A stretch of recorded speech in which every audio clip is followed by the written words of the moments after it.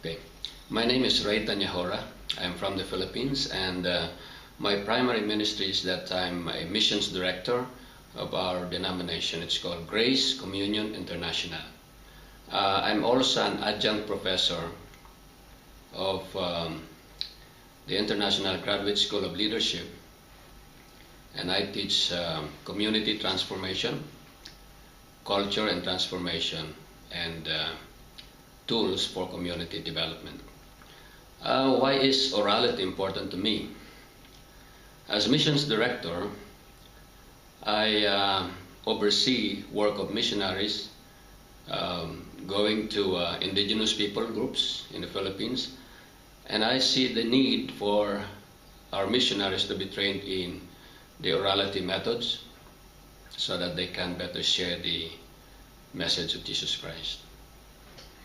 You obviously have been at work for a few years in the mission.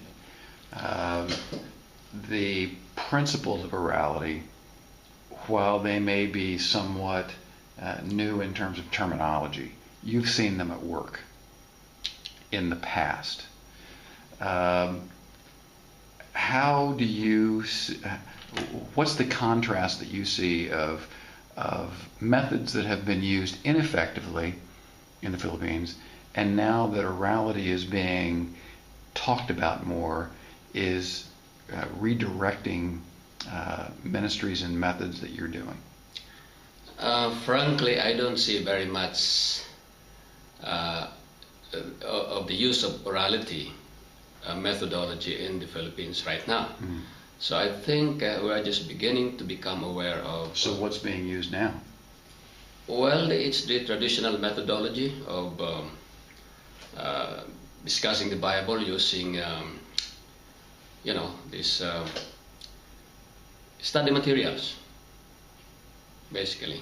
Okay. So I don't think it's really more of orality. I would rather call it just the traditional methodology of teaching the Bible. Okay. And now that oral principles and methods are being implemented, how is that being received? Again, I would say we don't have a clear distinction yet at this time, at least from my perspectives, on seeing the difference between orality and the use of the traditional methods. So as I was saying, I think we're just beginning to become aware that there's such a thing as orality methodology. So how are you going to move this forward? Well, I think it's very important for the body of Christ in the Philippines to first realize the orality methodology as one of the better approaches to reaching oral peoples. And so how will you do that? For me, as a missions director, I'll start selling the idea of orality and perhaps forming teams to study more on the orality methodology. I already have in mind how to go about doing this.